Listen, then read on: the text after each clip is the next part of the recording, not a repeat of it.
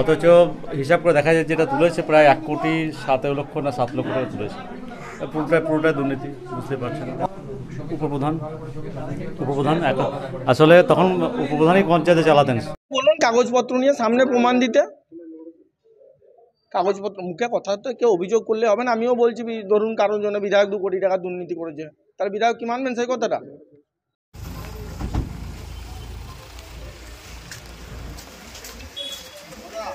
ভটভটি ভাড়া টাকা কই টাকাটা কিসে ভটভটি ভাড়া কিসে লিখে দেখি একটা বিল জমা দেন তাহলে সেক্রেটারি কাছে বিলটা কিসে বিল ভটভটি ভাড়া না ওটা অনেক ঘুরিয়েছে আমাকে হোম পর্যন্ত মেরেছিল কি না পঞ্চায়েতে বলো প্রমাণ দেবে ফালতু মিথ্যা প্রমাণ সেক্রেটারি কাছে বিলটা কই সেক্রেটারি কাছে বিল দিছো তো আমার কাছে চাইছো কেন? না তুমি বলেছিলে আবার সেক্রেটারি কি বলে সেক্রেটারি ডাকো যদি কিছু সেক্রেটারি বলেছিল আপনার কথা আমাকে বলতে সেক্রেটারি বলেছে মামুন না বললে বিল দেব না। ঠিক আছে কথা বলি মিটিং আছে মিটিং এ কথা বলতে হবে সেক্রেটারি বিল আসতে বলো সেক্রেটারি বিল চাও পঞ্চায়েত জুড়ে যায় মেম্বার কই চলো সেক্রেটারি বিল আর করাইছি চলো সেক্রেটারি চলো সেক্রেটারি বিল আর পাল্লা হাত মেম্বার কই পুরো হাতটা বড় আল্লাহ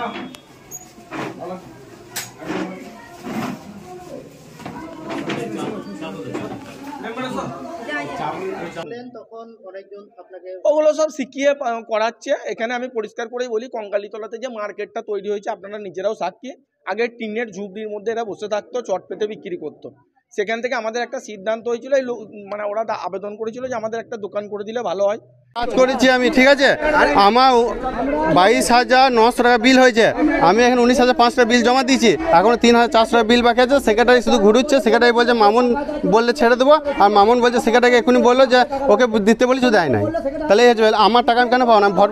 তাকে আমরা 3 বারই টাকা দিয়েছি, 2 বারের টাকা রসিদ দিয়েছে আর 1 বারেরটা দেয়নি। আমি 3 বারই সেক্রেটারির হাতেই দিয়েছি। কত টাকা? 1,10,000 টাকা। কি জন্য দিয়েছিলেন? দোকানের জন্য, দোকানের চাবি দিয়ে দিয়েছে, দোকান করছি। দোকান করছেন? হ্যাঁ দোকান করছি। এখন আপনাদের অভিযোগটা? আমার কোনো অভিযোগ নেই, আমি একবারের শুধু রসিদ পাইনি।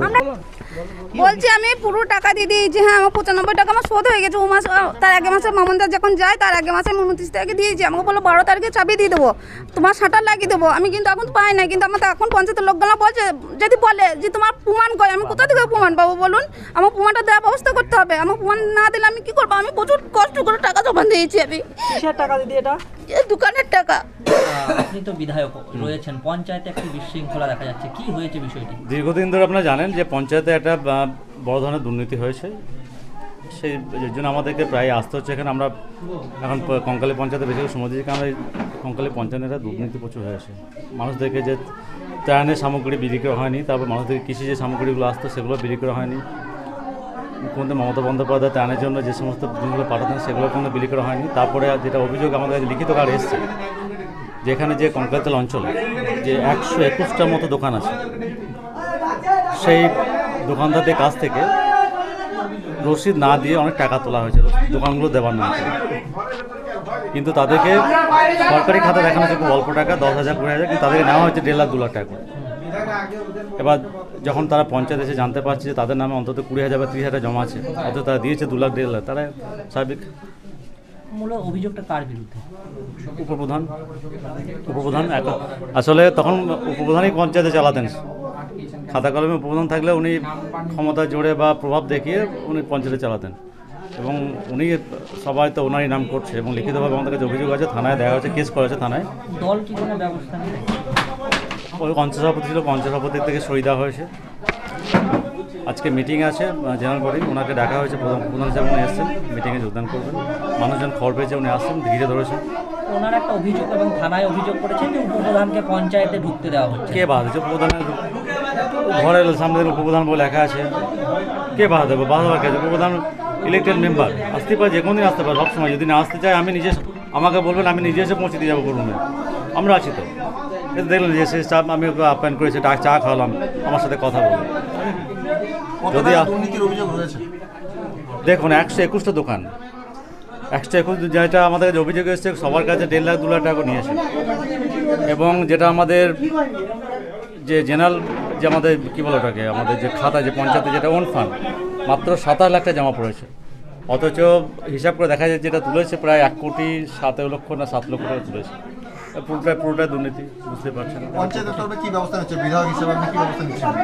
যারা টাকা দিয়েছে তাদের কাছ থেকে আমরা লিখিত নিয়ে থানায় কমপ্লেন করতে হবে, অভিযোগ। এটা তো ধরুন ফৌজদারি অপরাধ, এটা থানায় অভিযোগ হবে, এটা তো করার নেই তো।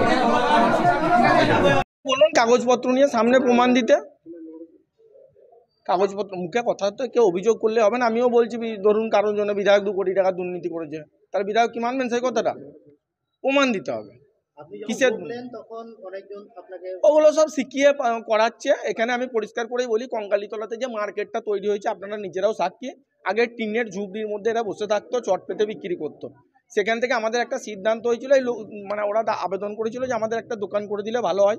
এটা তালতো ট্রাস্টির জায়গা, তাদের সঙ্গে পঞ্চায়েতের একটা এগ্রিমেন্ট করেছিলাম, এগ্রিমেন্টের কপি পঞ্চায়েত অফিসে আছে, এবং ওদের টাকাতেই ওদের দোকান তৈরি হয়েছে। এখানে যদি গভর্নমেন্ট 1 টাকা ইনভেস্ট করতো তাহলে আপনি দুর্নীতির কথা বলতে পারেন। যদি কেউ টাকা দিয়েছে, যারা ঘর নিয়েছে, অথচ যদি সরকার এখানে টেন্ডার করে টাকা কাজ করেছে, এখানে যদি যারা অভিযোগ করছেন তারা প্রমাণ করুন যে এটা পঞ্চায়েত থেকে তৈরি করেছেন বা কোনো ডিপার্টমেন্ট থেকে তৈরি করেছেন, তাদের টাকায় তাদের দোকান তৈরি হয়েছে। এখানে আবার অভিযোগ কি আছে?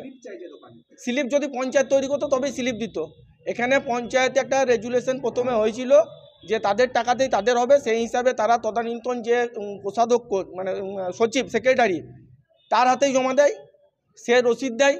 সেখানে দেখা যায় যে পঞ্চায়েতের আইনে যদি অনেক টাকা জমা হয় ওন ফান্ডে, সেখানে একটা নির্দিষ্ট প্ল্যান ছাড়া করা যায় না।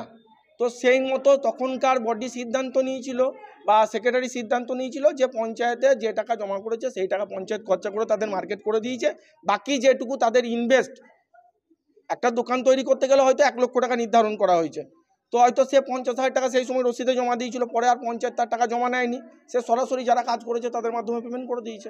এখানে আমাকে দিয়েছে, এটা তো কোনো ব্যাপার না।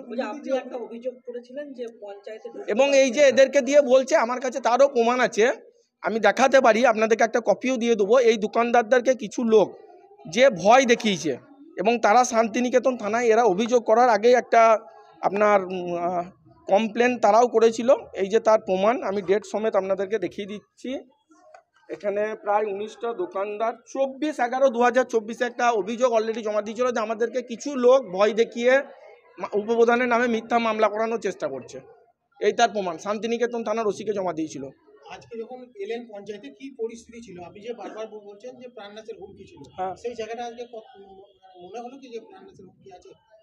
হুমকি তো অবশ্যই আছে, হুমকি তো অবশ্যই আছে। আপনারা তো দেখলেন বাইরে লোকজন জমায়েত করে রেখে দেওয়া হয়েছে। এটা তো একটা সরকারি জায়গা, এখানে মমতা বন্দ্যোপাধ্যায় সরকারের যে সমস্ত উন্নয়নমূলক পরিষেবা সেই পরিষেবা নিতে এখানে গ্রাম পঞ্চায়েত এলাকায় সাধারণত গরিব মানুষ, যারা শ্রমজীবী ক্ষেতমজুর মানুষ, আদিবাসী সম্প্রদায়ের মানুষ, সংখ্যালঘু সম্প্রদায়ের মানুষ, জাতি ধর্ম বর্ণ নির্বিশেষে সবাই এখানে আসবেন, পরিষেবা নেবেন। এখানে একটা কাজের পরিবেশ থাকবে, কিন্তু এখানে একটা মানে সেই উচ্ছৃঙ্খল পরিস্থিতির সৃষ্টি করা হচ্ছে। বিধায়কের সঙ্গে কি কথা হলো? বিধায়কের সঙ্গে কথা হলো, তিনি আমার দলের বিধায়ক, কেমন আছো জিজ্ঞাসা করলাম, তিনিও জিজ্ঞাসা করলেন কেমন আছিস, ভালো আছি ভালো আছি।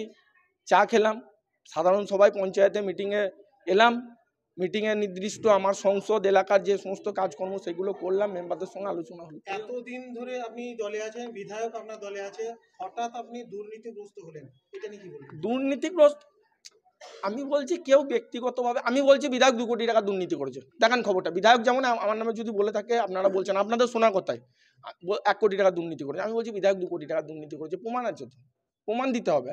আমার বিরুদ্ধে কেউ অভিযোগ করলো বা আমি কারো বিরুদ্ধে অভিযোগ করলাম, সেটাই তো বড় কথা নয়। ও দুর্নীতিটা কিসের? আমি কালকেই আপনাদেরকে একটা কথা বলেছি যে অনুব্রত মণ্ডল আমার নেতা, কাজল শেখ আমার নেতা। আমার রাজনীতি হাতে করি অনুব্রত মণ্ডলের হাতে, কাজল শেখেরও রাজনীতির হাতে করি। আপনাদের সংবাদ মাধ্যমে শুনেছি তিনিও বলেছেন যে অভিভাবক আমার অনুব্রত মণ্ডল। তাহলে আমাদের সবারই বীরভূম জেলা তৃণমূল কংগ্রেসের নেতা অনুব্রত মণ্ডল, কাজল শেখেরও তিনি নেতা, আমারও নেতা। এখানে কিছু দ্বন্দ্ব বিবাদ কিছু দেখছি না।